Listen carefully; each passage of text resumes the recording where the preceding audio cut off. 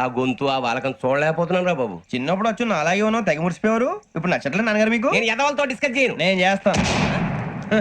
మీరు చెప్పదలుచుకుంది ఏమిటో చెప్పండి. ఇంకా చెప్పేదే ఉంది.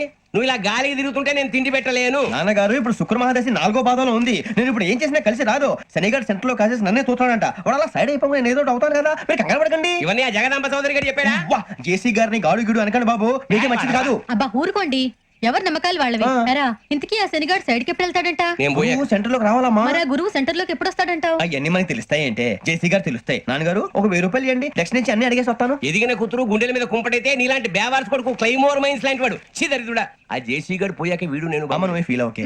ఆయన కావాలని అంటున్న మాటలు కాదు, ఆయన దేవుడు. కానీ ఆ శనిగాడు ఆడి కాన్సన్ట్రేషన్ అంతా నా మీదే పెట్టేశాడు. మరి ఇప్పుడు ఎలాగరా నాన్న? ఆ పని మీద డబ్బులు అడుగుతుంటే నిసుక్కుంటున్నాడు. పోనీ నువ్వేనా ఇవే? నా దగ్గర కూడా లేవురా. తెలుగు భాషలో నాకు నచ్చని ఒకే ఒక్క పదం లేదు.